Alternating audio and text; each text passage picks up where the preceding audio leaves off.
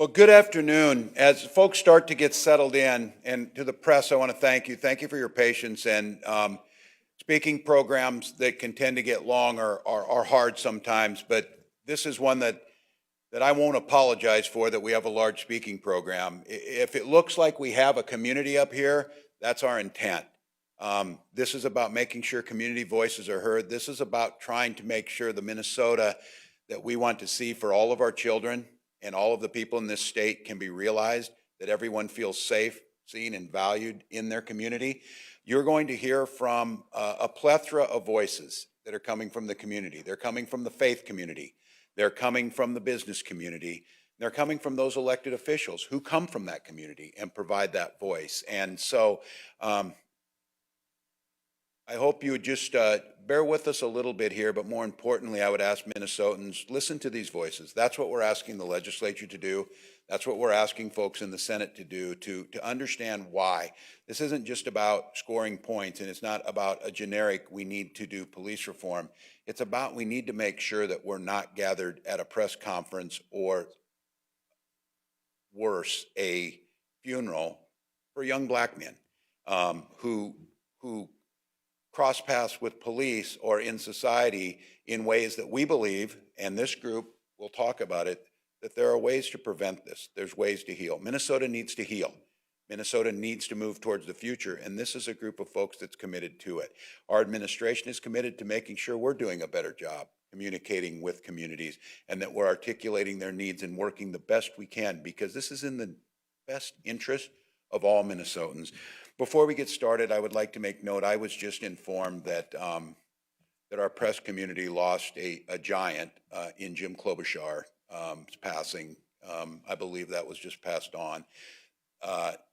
Jim Klobuchar, of course, a journalist for many years, an entire career telling the stories of Minnesota, the family of miners from northern Minnesota, and of course the father of our senior senator, Senator Amy Klobuchar. So we want to extend our deepest sympathies to the family, and I feel very blessed that I had the privilege over the last 20 years or so to get to know Jim Klobuchar and spend some considerable time, and his stories of mining and of being a veteran and many of those things were inspiring to me. So our deepest condolences to his family. This group that's here today is going to talk about, and they've been instrumental in the spiritual well-being of community.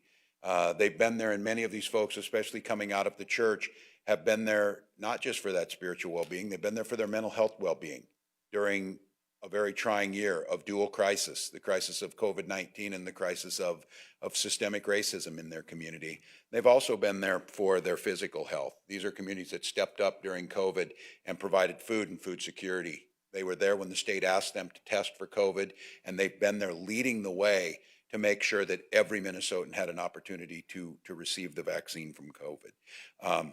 And we're again, I quote my friend who I feel privileged to have worked side by side with, Congressman Jim Clyburn, was very clear to me, and he said, as a congressman, Tim, and as a person, no one needs you to give a sermon, but they expect you to try and live one. And I think for the community and for Minnesotans, for us to try and do right by our neighbors, you're going to hear that. Now, I won't say you're not going to hear some sermons, because there's some folks up here who are very good at that, and they should. We need them. We need them. But what we need more than anything is we need action. We need action to secure our communities. We need action where people feel valued. We need action where black parents don't have to worry about their kids going to sports practice and what may happen to them. We need action to update laws that, as I talk to police on Metro Transit, saying they don't want to be put in situations where they're in physical confrontations over $2 fines. Those things don't make sense. There's changes. And you're going to hear from representatives like Representative Frazier, who have bills to make sure that we're not doing these preemptive stops in a manner that puts people at risk. That's just smart policing. That's just smart public service. That's just smart things that makes everyone feel safer. And that's the time for us to do that, is now. So I am grateful for the community being here. And as I told many of these leaders ahead of time, We have to develop deep roots in our communities and talk and listen to one another, all of us. It can't be that we're calling these leaders from the church and the Black business community at a time of crisis. We need to be calling them when the times are good. We need to be calling them when things are out that need to make a difference in lives, that they know what they should be. So this opportunity today is to, yes, we're asking to move legislation in the legislature, but I want to be very clear. That alone will not fix all of this, but it will start moving things forward. It will possess the potential to protect some of our most vulnerable populations, and it will start to put on a path where real systemic change is possible. So I'm grateful you're all here. I'm going to turn this over and let you listen to voices of the community. One of those voices is our Lieutenant Governor, Peggy Flanagan.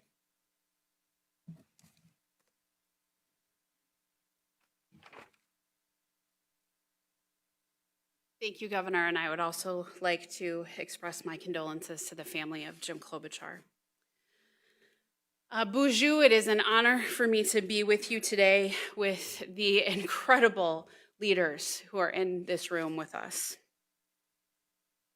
It is during these challenging times that I ground myself in my faith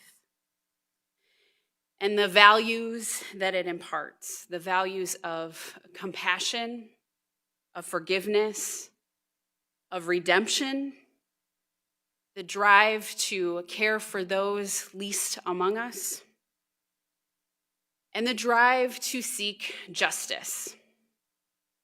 And as we talk about the issue of justice, we cannot make the mistake that with one conviction, justice has been served.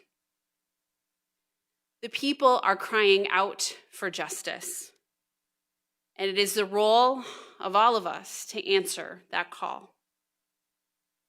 My faith tradition is represented here by Sister Stephens, and there are many, many times in Catholic social teaching where we talk about justice. The last 14 months have been nothing challenging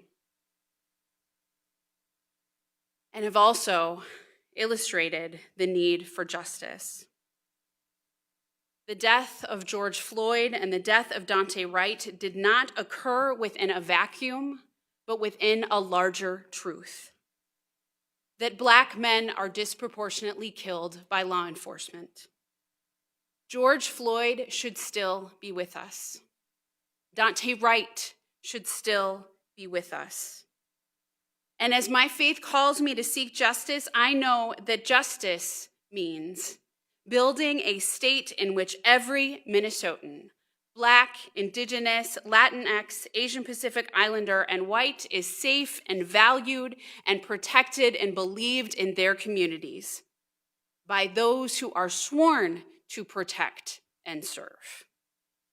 And we are not there yet, Minnesota. And we can't wait and see if the system will resolve itself, because the same thing that keeps happening will continue to happen unless we disrupt it. Our work is not done until everyone gets to go home safely at the end of the day. And the action that was taken last summer was a first step, not the last. My hope is that we can take these steps together.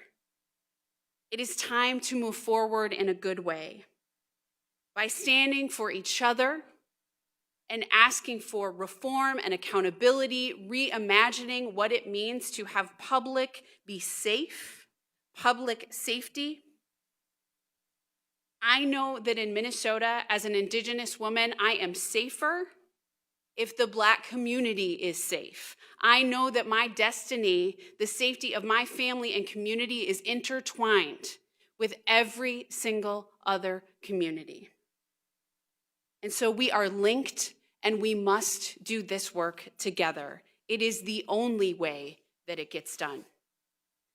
And with that, I would like to introduce to you someone who is also grounded in seeking justice and uses his voice in the halls of power to seek it for so many, and we are grateful for his leadership. Representative Cedric Frazier.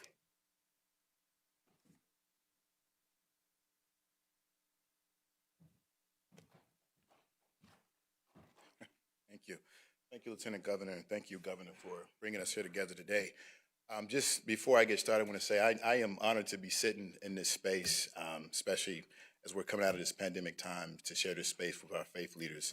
I am the nephew of a old Southern Baptist minister, and so I know what faith means and what faith means to the Black community. And it is that faith that has always brought us through the trials and tribulations that we face in this country. And it will be that faith that will bring us through this moment as well. So I will be quick because I want to hear the words from you all, because you are the community and you are the leaders and you're bringing the voice of the community.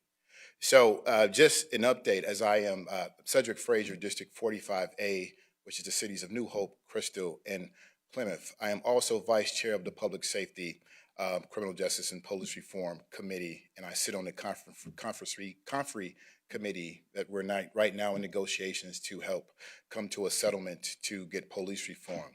And I come here today and I'll tell you, I have some good news and I have some bad news.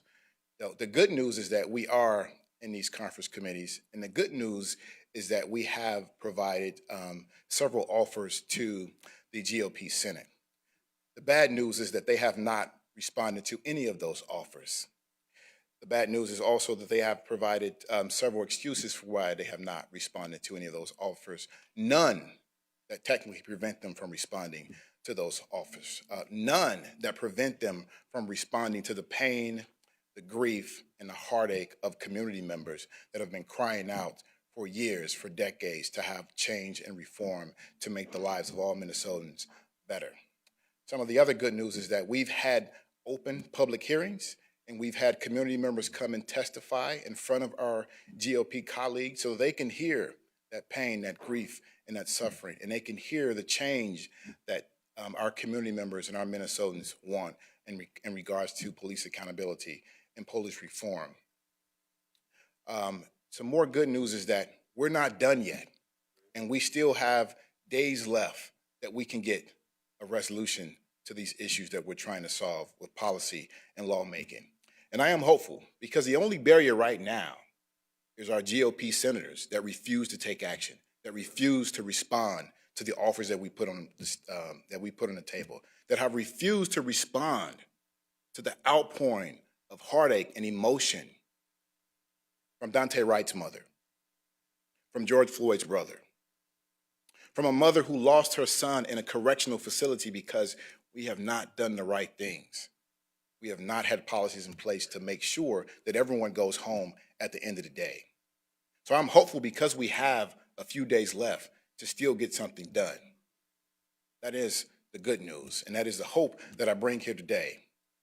So I thank you all for your time, and I am looking forward to hearing from the members of our communities. And I am honored to introduce Reverend Dr. Alfred Babington Johnson, who is a leader in our community and one of our great pastors in this state.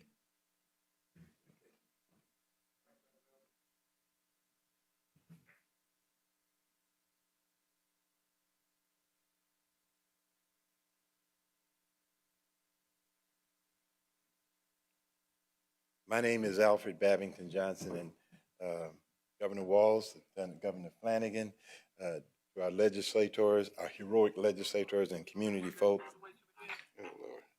I stand here today representing His Works United, the largest coming together of African American churches in the state of Minnesota. Present with me are some of our policy board members, Reverend Dr. Russell, President of the State Baptist Convention, and Bishop Richard Howell, the Diocesan Bishop of the Pentecostal Assemblies of the World, and Dr. Chavez Russell. We stand here at this moment because we need change, and the legislature is in a position to take meaningful action. Amen.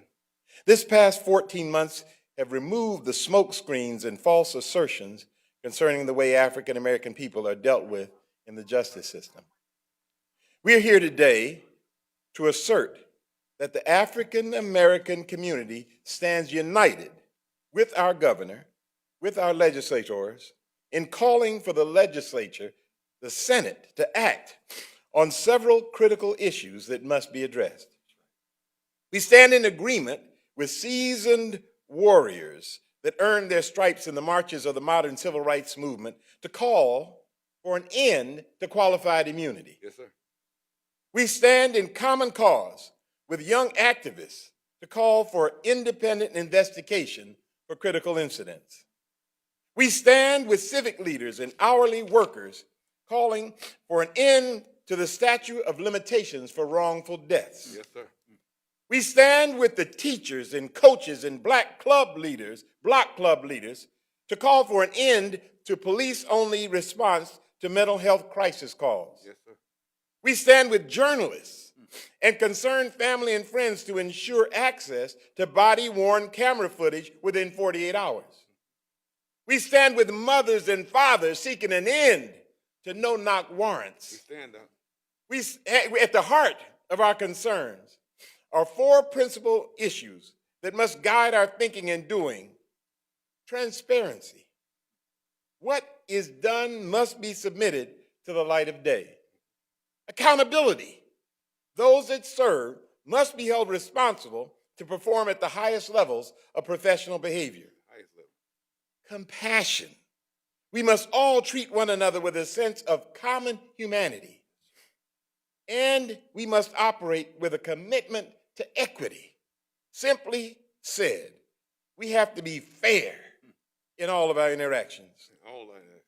We stand together and we call for the legislature to take quick action and send to the governor's desk these common sense actions to move us toward the just society we all deserve. Thank you. Amen. God bless you.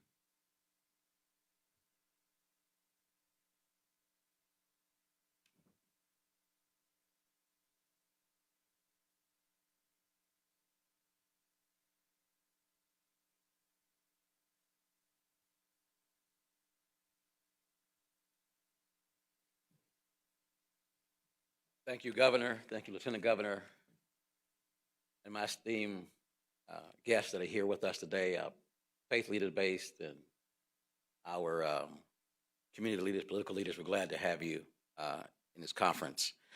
I want to echo on the words of George Floyd's daughter, who said, "My daddy changed the world." Well, Gandhi said, "Be the change you want to see in the world." And I believe that a change must come. We're here to stand with this administration to say that a change must come, and it must come now. A change must come. I'm just echoing what's already been said. Basically, it must be done in equality. A change must become. When we say equality, we're talking about cultural sensitivity, not just the same old training, but maybe an outside agency that can come in and look at the training to make sure that it's sensitivity based. Then a change must come when it comes down to equity, crime prevention. What are we doing to make sure that it doesn't happen again? So we talk about crime prevention, and then last, my third point, because they only gave me 2 minutes. And you know I'm a preacher, I could be here a little while. We must have accountability with transparency. And this is so important because when we look at I want to just echo on the words of the governor as he mentioned about a small fine of $2. And if we're not careful, the police department, and we need them, but they can escalate a misdemeanor into a felony at the scene. And this has got to stop. Everyone should be able to come home at the end of the day. And that's what we're talking about, coming home at the end of the day. Let's not let George Floyd's death be in vain. As I close, I'm a preacher. Zig Ziglar said the story one time to make my point more. Man had a little boy. He had to babysit that night, and he had homework to do. And he had work to do from work. And the son was all over. He said, "Son, listen, I need to get some work done." So he get the picture, he get a puzzle. He said, "Put the puzzle together while Daddy go to work." Well, he started putting the puzzle together. The daddy knew that it would probably take about an hour to put that puzzle together. Really, he couldn't do it because of the picture of the world, and he knew he hadn't traveled the world yet. So they kept going, and about 15, 20 minutes later, the boy comes in the room and said, "Daddy, I'm done." How you be done with a puzzle of the world? He said, well, Daddy, I looked at the puzzle. On the other side of the puzzle was a man. And when I put the man together, I just turned it over and the world was together.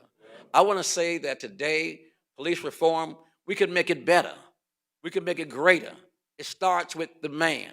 It starts right here. It starts in Minnesota. This is the time. This is the place. We are the people. We got the right people. Let's do the right thing. A change must come. If you want to change the world, let's do it man by man. But a change must come. Thank you.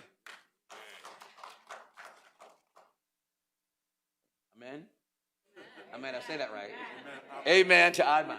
All right, next.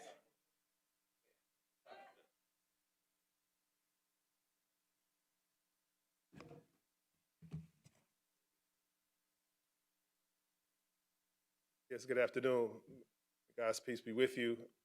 Imam Makram El Amin from Masjid An-Nur, Governor Walz, Lieutenant Governor Flanagan, my esteemed colleagues and lawmakers. It's an honor to be here today for this very, very important issue.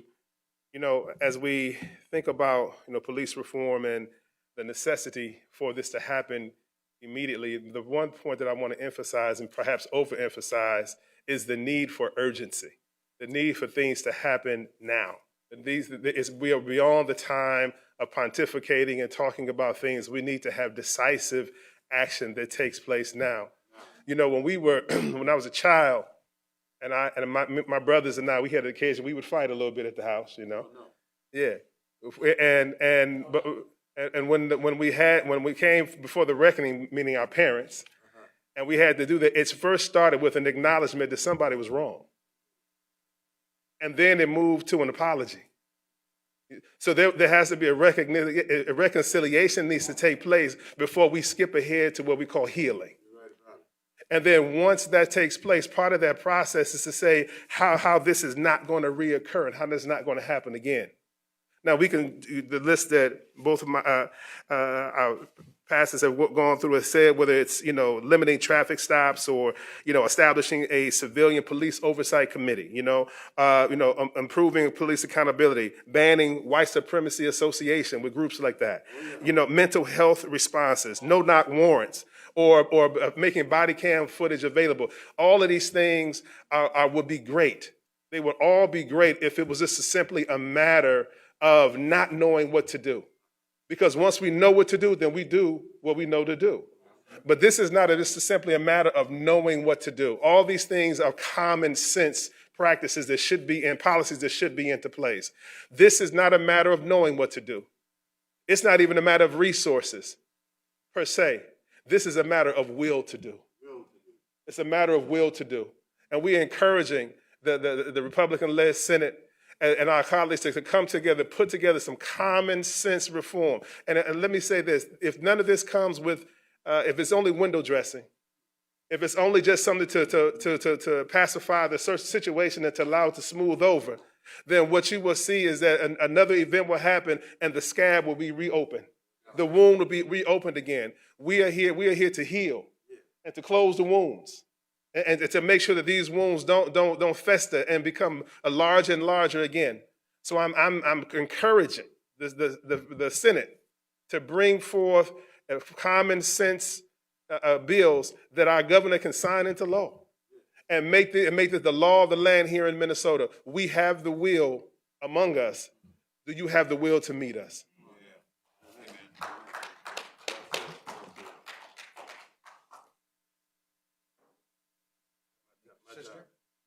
Sister Kathy, yes.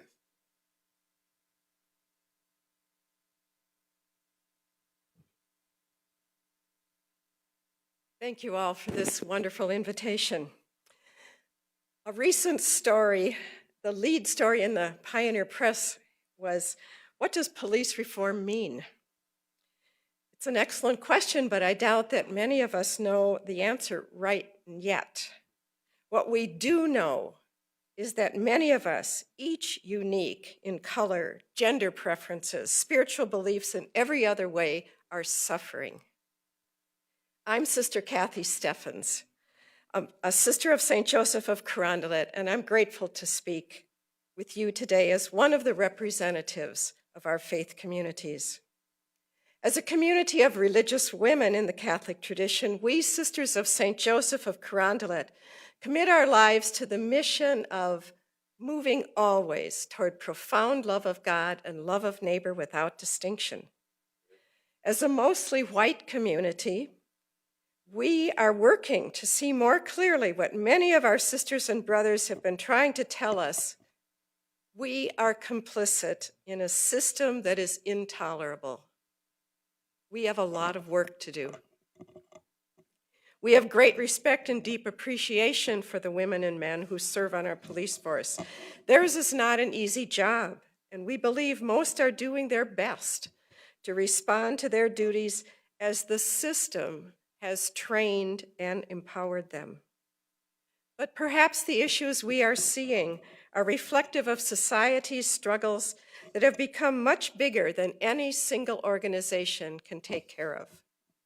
How did we get to the place where we expect police officers to address poverty, addiction, homelessness, mental health, relational issues, crime, and all of that?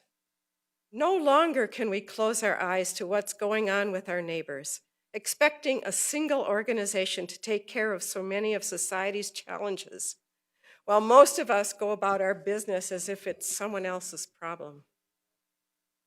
Our present form of policing is not working in our different communities for the police force, and certainly not for our neighbors of color.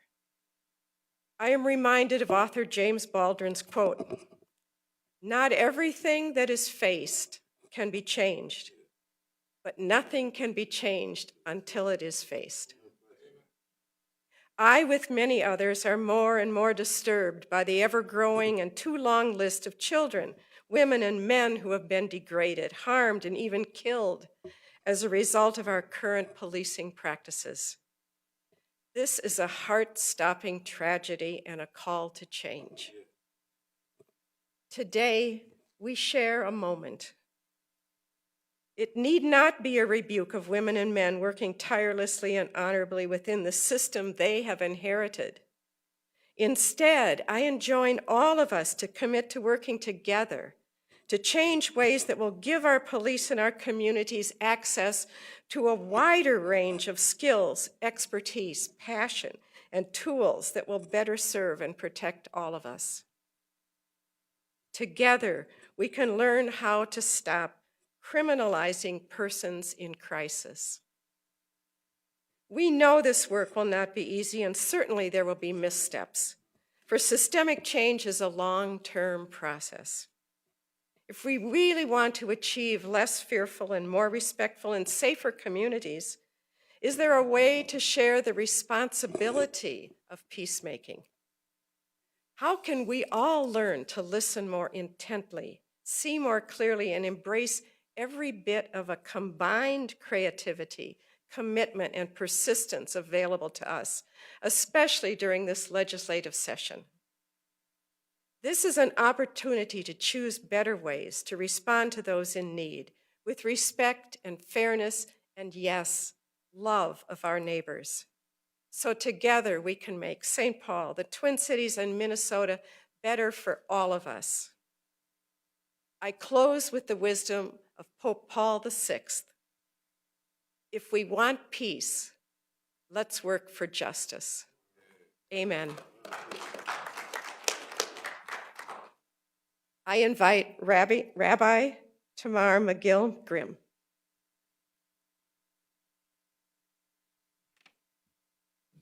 Good afternoon, Governor, Lieutenant Governor, my esteemed colleagues, our legislators. My name is Rabbi Tamar McGill Grimm, and along with my senior colleague, Rabbi Adam Rubin, I serve at Beth Jacob Congregation in Mendota Heights, and I'm here as a representative of the Minnesota Rabbinical Association.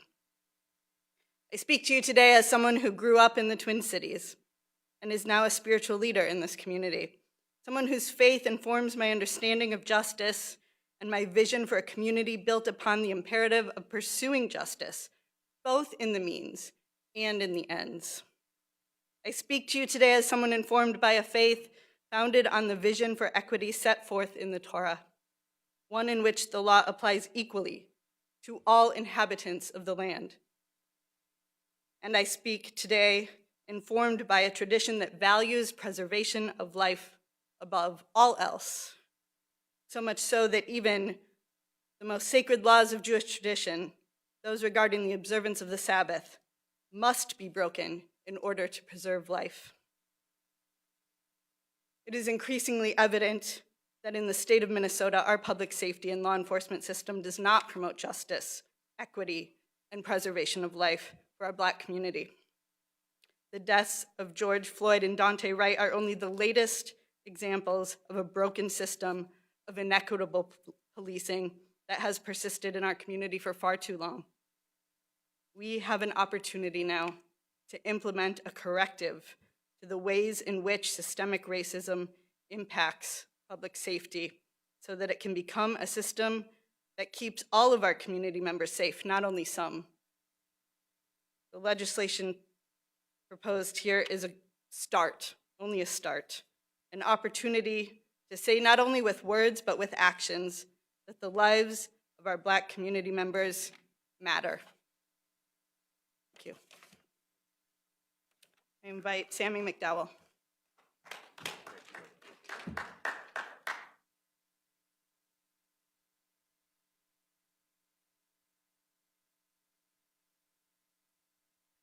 Good afternoon, everyone.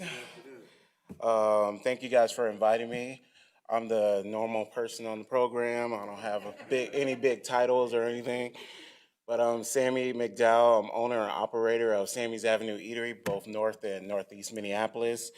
To speak on police reform, and it needs to happen. Obviously, now it's right in front of our face. Minnesota is we are in the spotlight. So it's time for us to make some visible changes ASAP. We don't even have time to consider things. So whoever is holding it up needs to release it. We have, I talk to so many people on a daily basis about the years we've had to get through with the pandemic, and also the George Floyd murder, also recently Daunte Wright. We appreciate the business. We were asked to make food for the families. It's not the kind of business that we kind of want. You know, we don't want to be catering a funeral, or it's just unnecessary and it's uncalled for. So we really have to get back to the basis of things. I know a lot of people were speaking about when they were growing up, and just common courtesy and common decency and respecting your fellow man. All those things we talk about need to be made into a realistic thing.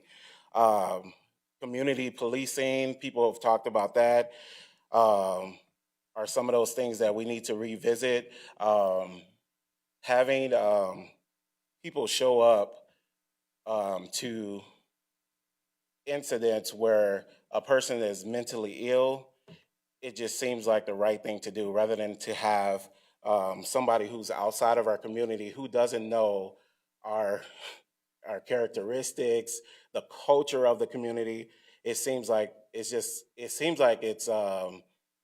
makes sense to have the right people in place. We're very motivated in the community for change, but we need to make sure that it's going to happen at a fast pace right now, because we don't have time to wait. We don't want to lose anybody else to mistakes from professionals. I work in the food industry, and we have a very good health department. If I serve somebody some raw food, trust me, it's going to be all she wrote for Sammy's. So we need to make sure that when people's lives are at stake, we're making sure that we're doing the immediately fast ASAP thing to make sure that it happens. We need to kill. We have a lot of things to deal with: racism, inequities in our community, all the disparities that happen.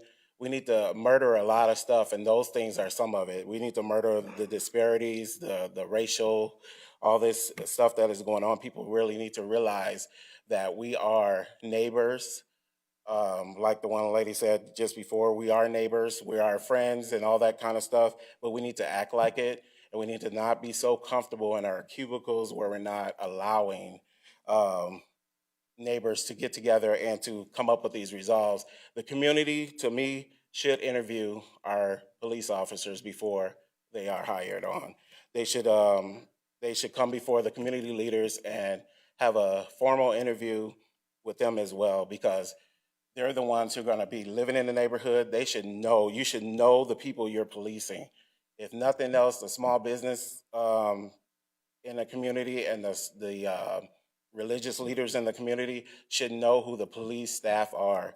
So, and that should be like a prerequisite. It's like interview amongst the people you're going to be policing. I think it'll make a safer space for everyone when we all know who is around us and in our capacities. So yeah, at the end of the day, change needs to happen. It needs to happen ASAP, and we need to do everything we can to. I'm tired of talking people down off a cliff. I'm here to make sandwiches, run a shop. I'm not here to talk people off a cliff. I'm not here to reconcile racial tensions. Being in the Northeast Minneapolis area, it's so much. There's so many people who feel isolated. It's a predominantly white community, and they feel like they can come and talk to Sammy about, what's going on in there. People are just afraid to step forward and do something. White people are afraid to step forward and say something because they don't want their friends to think this or that. And it's like, it's really got to stop. We're at a turning point here. So we really have to be brave enough to say to your friends, racism is wrong. You got to be able to say those things. And this stuff that is happening, these murders that are happening by the cops to these young people, is totally uncalled for, and it has to stop. And it will stop. It will stop. We're not going to stand back and allow this stuff to happen. So we need to make sure that definitely we're praying for peace, and we want accountability, and we need justice for the things that have happened. But moving forward, we need a plan. Any sensible organization, state, or anything, we have to make a plan for progress. So thank you very much for your time.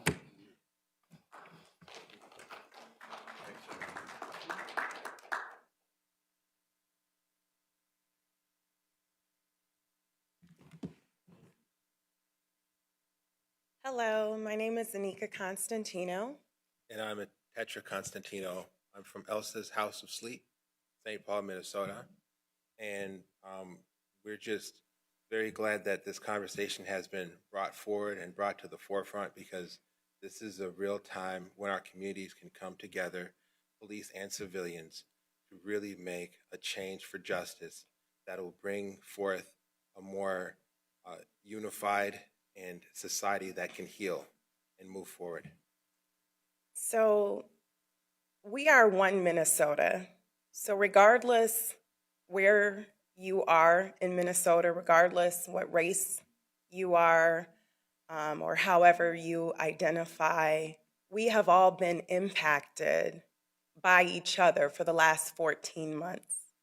Whether it's been the pandemic, the civil unrest, or the small issues that have become large issues that have popped up from community to community, one thing that we all know and understand is that we are all connected. I am because we are. And so over the last 14 months, the pain of one person has had an impact on another, regardless if we're aware or not. And so we need to be in the space where we can extend love to one another and operate on a very human level and extend grace, right? Without canceling each other for making mistakes. Right now, we're talking about being on the forefront of transformational change. And I think what we're most excited about today is that we believe that the legislature will come together around these issues because we understand in Minnesota, more than any other state, that we are all connected around these issues surrounding inequity and lack of justice and reform. So we love Minnesota just like Philando Castile loved Minnesota. We love the state just like George Floyd loved the state. We see the grace, the love, the respect, and the beauty in each and every person, just like Dante Wright and his family. And when we see each other, when we see ourselves in each other, we deal with each other differently. When we're looking at these issues, it's not a crucifixion of the police. Sometimes we hear that conversation, we hear that story. But there are some professions where there's no tolerance for bad apples in the bunch, right? Some of these issues that are being discussed are just common sense reform. When we're talking about reducing contact with police, when we're talking about reforming how minor traffic violations are enforced, we all can agree, regardless where we stand politically, that someone having unpaid parking tickets should never turn into a felony or death, right? This is a pandemic. This is an issue of poverty. Someone not having access to cash on a particular schedule shouldn't turn into a felony or death. We can all agree on that. And so we are looking forward to this transformational change that's going to occur in Minnesota. We're looking forward to Minnesota being on the forefront of this. And as we come together and see the beauty in one another, I believe that this change will be organic because we understand that systemic exclusion requires transformational change and a commitment to inclusion. That's what the governor has proposed with this no-nonsense kind of reform. And we're looking forward to coming back and having a conversation about how this change happened, how this change occurred. So no-knock warrants that killed Breonna Taylor, we want to make sure that there's not a Breonna Taylor that's a Minnesota resident, right? And so we are just thankful to be in this space in this particular time as we come together as one Minnesota and continue on the forefront of transformational change that leads to inclusion, economic inclusion, and justice for everyone.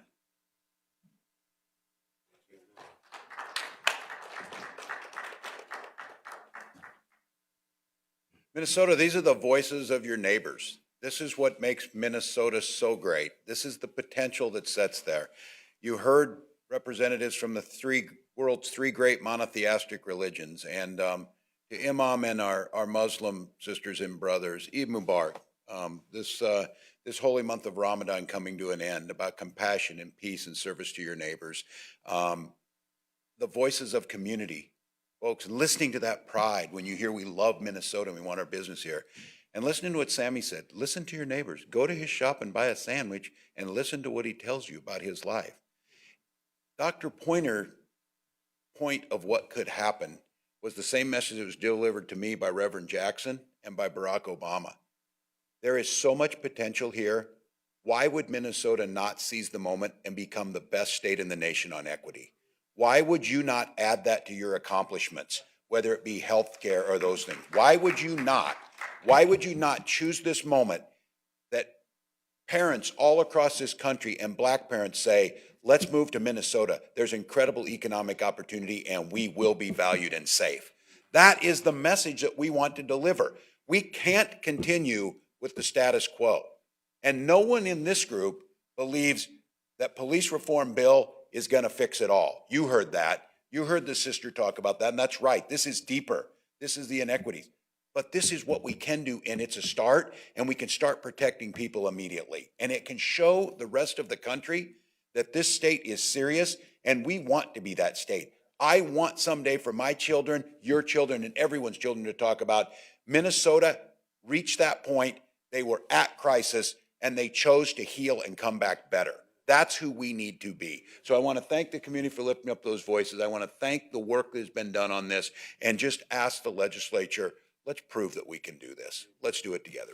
With that, thank you for your patience from the media. We're open for questions. In addition to holding this event, Governor, and trying to get more voices on the record, sharing their concerns, can you talk about what you're hearing from Senate leaders? Has there been any shift on this issue? Yes, and I think there is movement. I am still incredibly hopeful that in the only state with divided government, and this year has been beyond any other, the crisis of trust is there. We witnessed an unthinkable moment in D.C. today that I wouldn't have imagined, where a staunch conservative would be thrown out for speaking truth on that. Those are all things that we're dealing with. With that being said, I remain hopeful. I spent the morning calling Republican senators and listening. And that's on me, truly listening, not formulating my comeback, not already deciding what I was going to say, but being mindful and in the moment and asking them, what can I do to help so that we can make some of these movements? What is it? What's there? And I think what this group is asking, and that, I will go back, Sammy asked us to do that. Listen to your neighbor, truly listen to them. Don't decide what you're going to say ahead of time. So I think there is some room there. I think there is some possibilities of getting there. I think when they hear this voices, and we hear this often, we saw it last week when Representative Miller was here. Representative Miller stood up here and said, I want to see these reforms, because he comes from his position and his religion told him that his heart needed to speak up and make a difference. So I think that's happening. I think these voices are heard. I think these types of gatherings, yes, they're meant to try and leverage a political position, but that's secondary to the point is they're meant to change hearts and minds to better lives for everyone. And I think we'll see from this that now is the time these decisions start to be made. It's still possible to get these things done. Governor, do you believe that this can still be something that will be done during this current session, or will this need to be taken up some point down the road, perhaps in June, given the amount of time? Let the House members. Representative Frazier, do you want to speak on this? Because I heard from many of these folks that sense of urgency. There's also a practicality of time, but let you speak with. The representative has some legislation. So. Thank you, Governor. Appreciate way to pass that off. I remain hopeful as the governor has. What I can tell you is that during these committee meetings, we have had community members there. Our GOP Senate colleagues also invited law enforcement groups there to testify just this past Monday. And what I can tell you, the movement I saw on that day was that you had law enforcement representatives say that they largely agree with much of the provisions that are in this bill. That's a big deal, because what we've heard from some of our GOP colleagues is that they wanted their voices in the room. Unfortunately, we have been engaged with law enforcement associations throughout this session, and to have them in the room on Monday saying that they largely agree with many of the provisions in the bill that will move us forward, that makes me hopeful, and that keeps me hopeful. So I am hopeful that we can get something done by 11:59 on Sunday, and we will not have to move into a special session. So I still have that hope. We have some more committee meetings that we have scheduled for the rest of this week, and also Saturday. So I am still very hopeful that we can get something done. Representative Frazier, one follow-up. Yes.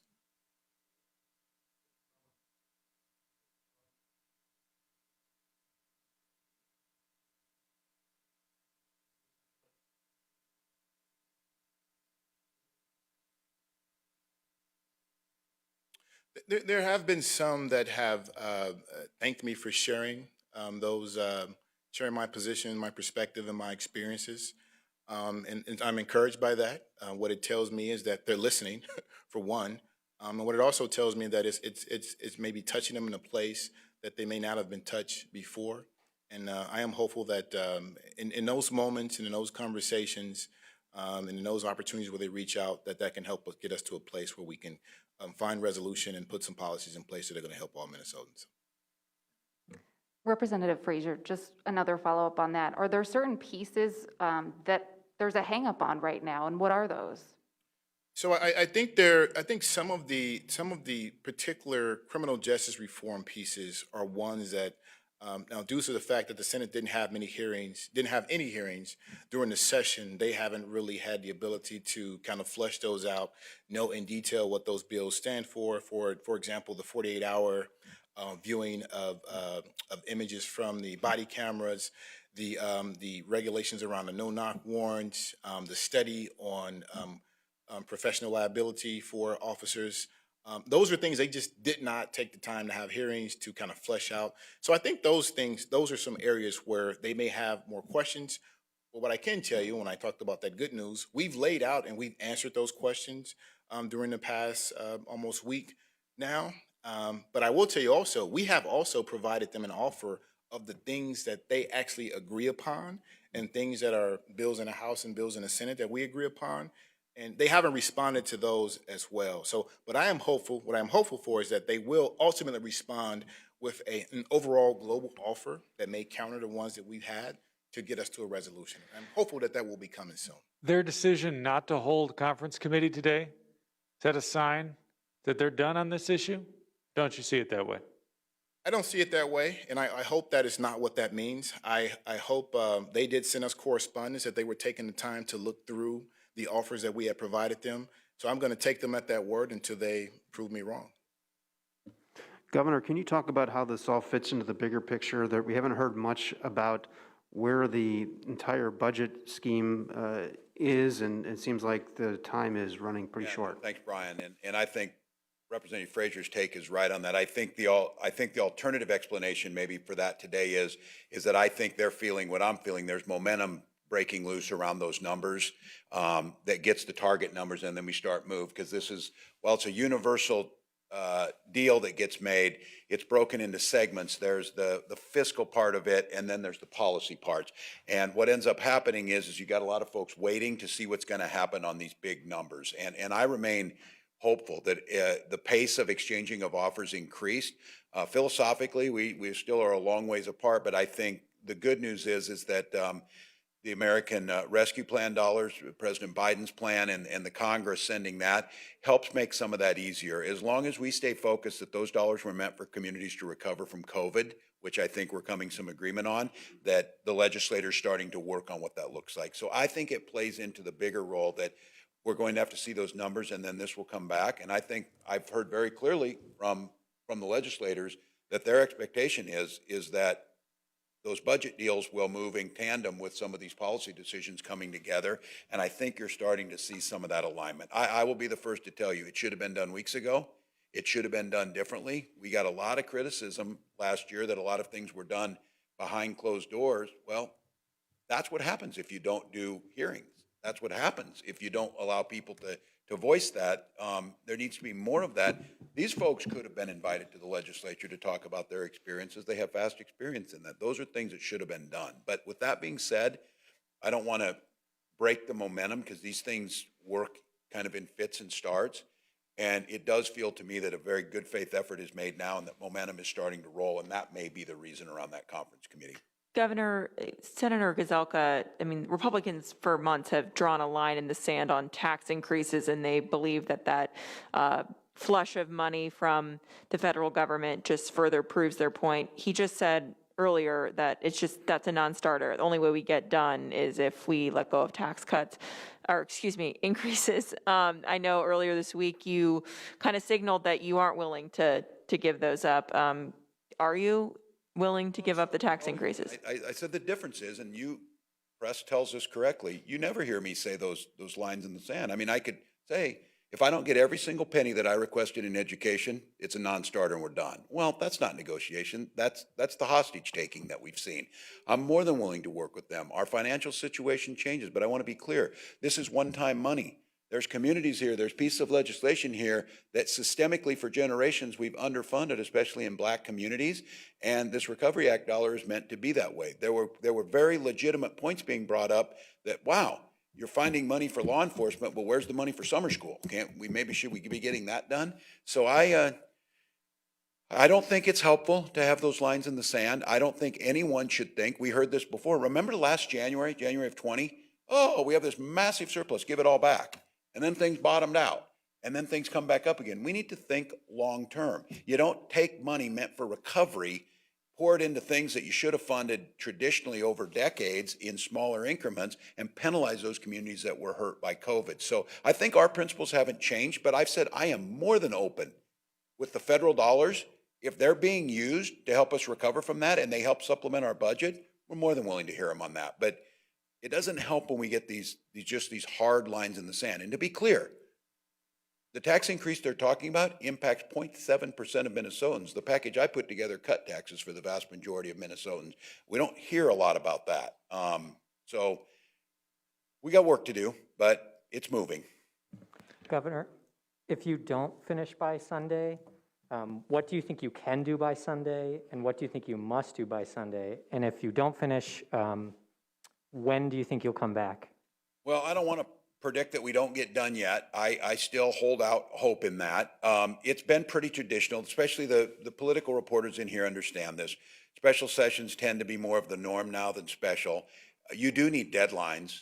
You have to have deadlines. I like holding true to them. I think as a minimum, certainly by Monday, we should have a clear understanding of where our principles are around the budget, where we're going to invest that money in recovery, how did we come to an agreement on taxes that works for everyone, and that is ready to be locked up. And then that gives us the opportunity to, as we do in all these special sessions, have a clear plan of how we're going to close those things out. I believe the last special session, somebody correct me if I'm wrong, lasted about 8 hours. And that cleared up everything that we had to get done. So if it does come to that, again, we can do that. But I hope that I want to be very clear about this. You heard it from these voices. There is a fierce sense of urgency to get this done. And the idea, I think, that they believe, that I hear from it, is there's a lot of folks believe that if we stretch this thing out, the sense of urgency becomes less and it's easier to go home and pretend like everything's okay. I did not hear that everything's okay and that we can walk away from that. So I think keeping the pressure up, let's try and get done. Let's go full time. Let's make the necessary compromises, which I think we're doing right now. I really do believe that, to get to the end. Governor, full PPP tax break, you've been against doing it fully. Republicans, that's a top issue for them. Are you moving toward them? Again, they frame this up. I haven't been against it. I wanted them to show me what the numbers were. So for folks out there listening, the federal government, and again, I want to note to Republicans, they did not support many of these programs. Not a single one voted for the money in DC, and not a one of them, I ask every time, can you at least say thank you? Can you say thank you to President Biden? Nope, I can't say thank you to President Biden. They sent the money. With that being said, the PPP loans came to support small businesses to keep them afloat. And because of the way Minnesota's tax code sets up, and many other states, you don't have instant alignment with the federal government. With that being said, it was our intention all along that small businesses who received loans of $350,000 or less would be exempt. That's 90% of the loans. What I said is, do you really need a second break for large corporations that made massive amounts of money and then paid bonuses to CEOs? Perhaps we should look at those loans that were above $350,000 and see if maybe that's money that we can use for the recovery of more of those small businesses. But I never said, I certainly supported those that were there. I also said, which was not included, why not the sense of urgency about exempting people who got unemployment insurance from taxes? And there's nothing there. So people who got unemployment insurance, well, maybe they can pay some taxes, but we're really concerned about these $350,000 loans. I've said, why don't we come to a compromise on that? I want the full exemption for the UI. I said we would do 90% of that, and then we would talk about the rest. But again, it's all about the messaging on this. Oh, the governor wants to tax you. Yes, if you make $1 million a year, I've said that. Yes, I do. If you make less than that, we want to try and make sure that they align because, again, those are resources to recover. And this lack of, again, this is that listening and talking. Those of us who had the privilege of having jobs where we could work from home and stay safe and still receive paychecks, the statistics are pretty solid. A lot of people did fine during COVID-19. But a lot of folks were at risk of their health. They were at risk of being evicted. And just because of the nature of that, those inequities that existed ahead of time put immense pressure on them. I'm not feeling the sense of urgency yet that we need to craft a budget that goes to communities that were hurt the hardest, small businesses that were hurt the hardest, and our children that were hurt the hardest to make sure we're investing there. And so I'm more than open to it. I'm more than open to it. One quick follow-up on that. Is there something that you could do administratively to relax the taxes on the unemployment benefits or a certain amount of the PPP loans, or does that have to be a legislative enacted change? It's legislative, and Brian, I'm going to move on that too, is I have made it very clear to the legislature that this is a shared responsibility. Now, technically, if we don't get done by Monday, the $2.88 billion can then be spent by the executive branch. I said, I don't want to do that. That is not my intent. I need to make sure that we're still protecting Minnesotans from COVID. And we've had a great arrangement where we set up the COVID fund. We were able to have quick contacts for PPP and other things that we needed to do to protect people during COVID. And then the legislature signed off on those things. That's worked pretty well. But I've made it clear to them, no, we should do this together. And so that's not my intention to do that. This is part of the negotiating, but not everything needs to be this big messaging thing. So when people are hearing out there, the governor doesn't want to exempt PPP loans, that is absolutely false. I just want to see what's happening with the very largest of those loans and how they were used. And I certainly have said from the beginning, our budget exempted the 90% of the loans and all of the UI insurance. And then the biggest thing is, we have realistic numbers investing in education. We've got zero targets in a lot of areas, and even in education, the money that's being proposed doesn't even keep pace with inflation. And those of you who are watching the news today, it's only a matter of time before inflation starts to creep up again. So when they tell us, gee, Governor, you want to spend more on education, we lose 2% every year of our buying power just due to inflation. So it's not increasing. It's staying even. And we know in COVID, we need to make those investments. We need to have opportunities this summer. Governor, just one quick question. Circling back to police reform legislation, when you talk about compromise, you look ahead to the week ahead. What do you see as the top priority for police reform legislation? Well, I would leave it to the communities here. I listen to the representatives here who've laid out a very clear path. I think the package, there's no reason that the entire package will make the difference. Now, I think when the decisions happen in the conference committee, they will decide. You heard Reverend Babington Johnson talk about the things that he wants to see done. We consider those priorities too. I would say first and foremost, start picking off the things that we all agree on. You shouldn't die over a $2 fine. You shouldn't be stopped for something that you could simply be sent a ticket in the mail, like your tabs or something like that. And we certainly shouldn't escalate, as you've heard, misdemeanors escalating into felonies that end up in situations. Those are things we should take off the table right away. The fees and fines makes no sense. You know, when people first heard this about cash bail or whatever, what's the deal with cash bail? Cash bail destroys lives and it doesn't get any more people back to court than otherwise. So what's the goal of what we're trying to do there? There's things that have been proposed, and then there's the big things. The issue of qualified immunity, the issue of liability. How do we start talking about that? And I think, again, the representative clearly laid this out. There's valid concerns about the proposals that are being acknowledged. Well, hold hearings. Bring in experts. Let's talk about them. Let's hash it out. So at this point in time, I think this package that's being sent over, we're supportive of it. We're supportive of that package moving its entirety, and there's no reason at this point in time for us to negotiate off that position because you've heard it from this. It's what the community's asking for. They want to see that package done. So again, to the press, thank you. You're gracious with your time. To the community members and the leaders, again, thank you for stepping into a space. Not everybody wants to talk politics all the time, but politics doesn't have to be a pejorative. it can be the way in our democracy that we improve lives and that we work together and we find compromise. And I think in a world that doesn't have enough of that, we're at a point around this issue, we can extend some grace to one another and find some solutions. So thank you for bringing that up. Thanks, folks. Thanks, everyone.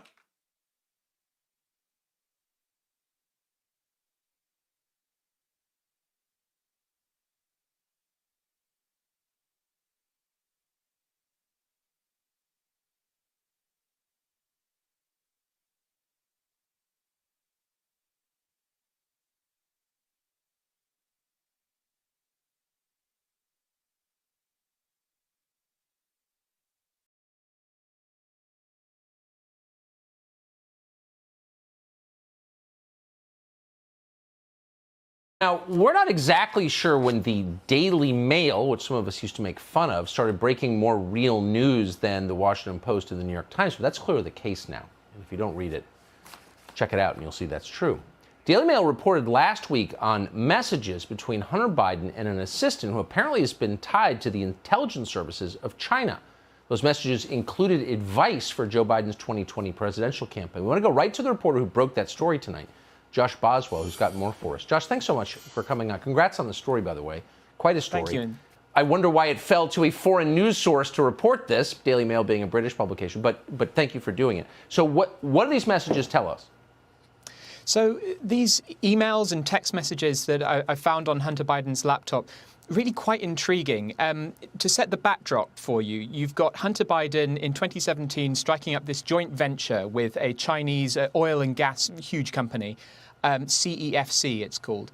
Now he enters into this joint venture. The Secretary General of that country is of that company, is a guy called Patrick Ho. And then Hunter gets assigned this assistant, Jackie Bao. She's a Chinese American. She was 29 at the time. And you see at first some very normal messages. Any kind of personal assistant would send doctor's appointments, hotel bookings, flight bookings. But then they get to become more and more personal. And the turning point really is when you see Patrick Ho, that Secretary General of CEFC, get arrested by the feds here in the United States in November 2017 over bribery, corruption charges. And this assistant starts sending Hunter these emails asking what's going on. She wants detailed information on the case. Kind of strange for someone in quite a junior position.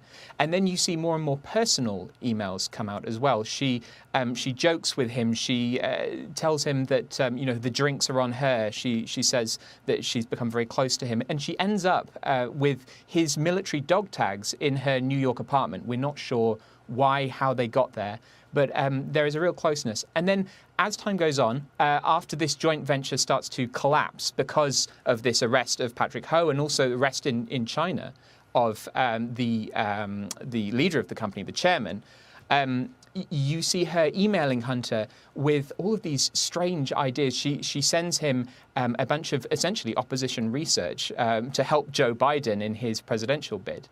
And it's very odd for that to be coming from a 29-year-old secretary. Yeah, maybe it was coming from somewhere else. Amazing story. Thank you for that. Josh Boswell, the Daily Mail. Appreciate it. Hey, Sean Hannity here. Hey, click here to subscribe to Fox News YouTube page and catch our hottest interviews and most compelling analysis. You will not get it anywhere else.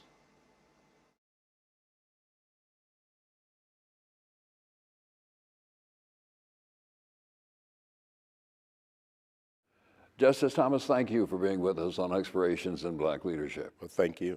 I want to begin with a question about Brown v. Board. I know it was decided the year before you entered elementary school, but did you have some sense that this was a big deal? Well, not at the time. The big deal was learning the multiplication table and how to add, those sorts of things. But as the years went on, particularly 56, 57, you got a sense of it because there was quite a bit of talk about it. My grandfather was very involved with the NAACP, for example, so you heard that. You also heard, or as I mentioned and when I wrote my memoirs, that we saw the impeach Earl Warren signs along Highway 17 going to Liberty County. And I always wondered who this Earl Warren was. And later on, of course, I would figure it out that it was the Chief Justice of the United States, and he was in trouble in part because of Brown. I guess there's no way I could say, did you ever think that you'd be sitting in the building where Earl Warren worked? Well, not only didn't I think of that, I didn't think that I would ever see the building where he worked. Now, as you found out what it meant as you grew older, did you have some idea of what it might mean, what it could mean, as opposed to what it may have turned out to mean? You know, my grandfather was an interesting man. He, of course, dominated our lives.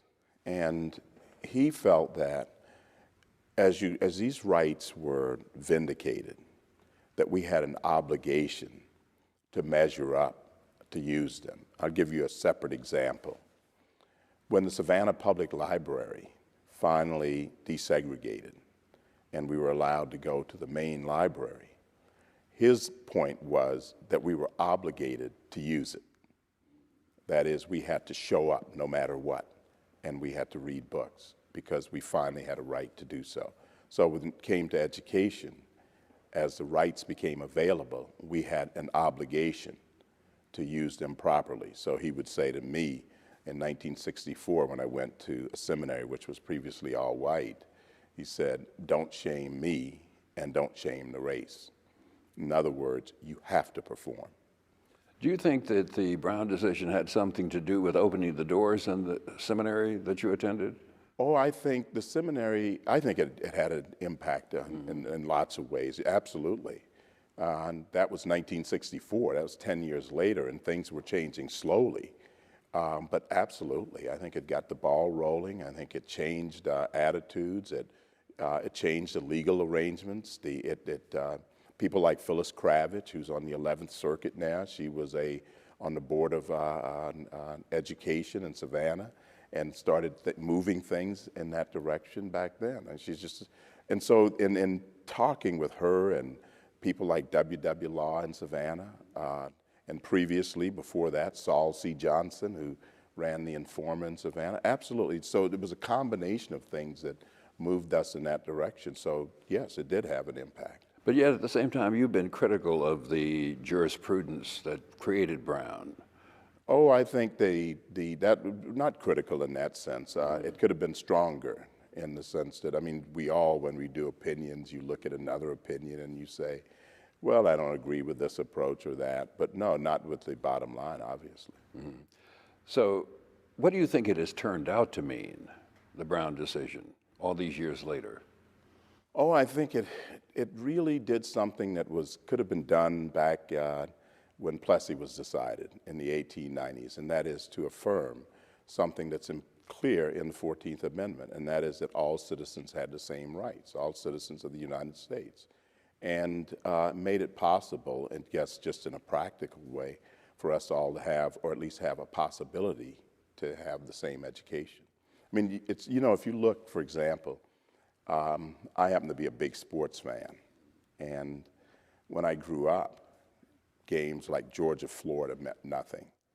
It meant nothing because those schools were segregated.